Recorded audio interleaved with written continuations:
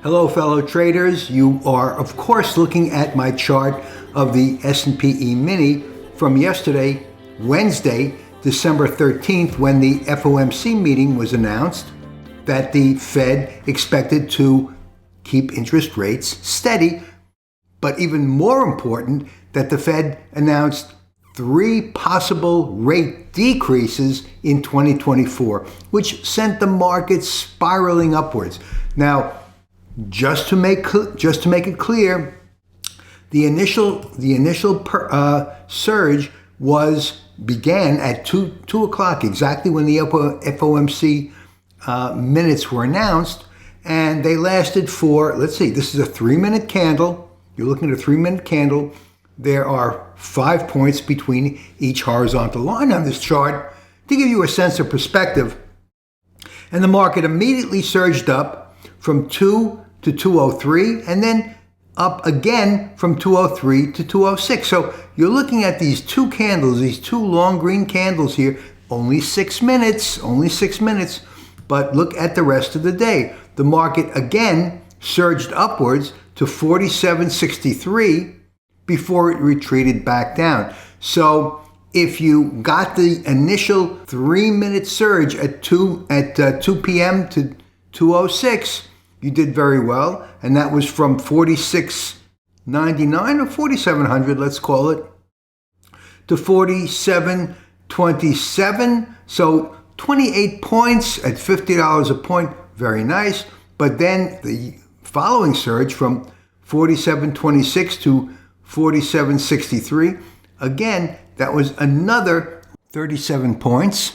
So we can see that the market really was more than happy with the FOMC announcement yesterday, and especially with the 2:30 announcement that the Fed expected to lower interest rates in the new year.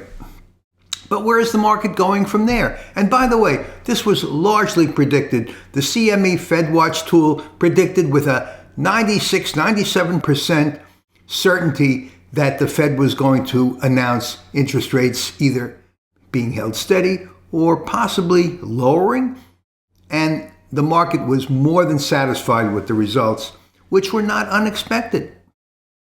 So where is the market going from here?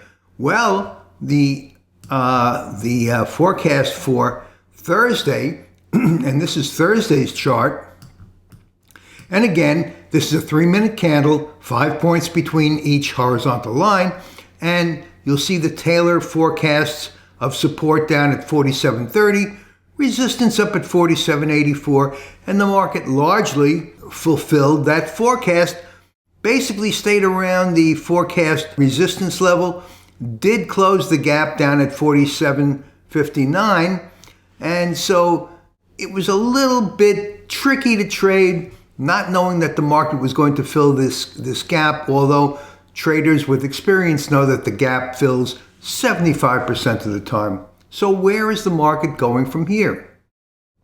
Well, of course, absent a black swan event, the market should head higher. But the news is already out. So in order to see where the market is going to go, let's look at the big picture. And in order to do that, we're going to look at the S&P. Now, the S&P on a 1-day candle, here is the S&P today, December 14th. And as you can see, it is a very definite doji at the top of a high. And so with this doji, we have to be very circumspect to really know whether the market is going to make further highs. Now, as far as where the market is going to trade tomorrow, well, for that, I use the Taylor calculator. And looking at the Taylor calculator, the numbers for Friday are 48.11 at resistance, 47.63 at support. And these are the numbers that I use to trade, and these are the numbers that you should know if you are trading on any kind of a continuous basis and looking to be able to make money in the market. So that's how to look at the market for not only tomorrow, but for each day. Now, as you can see on my watch list, my ESZ has been replaced by ESH, which is the March 2024 contract, and that's what we're trading now, and that's what you should be trading now.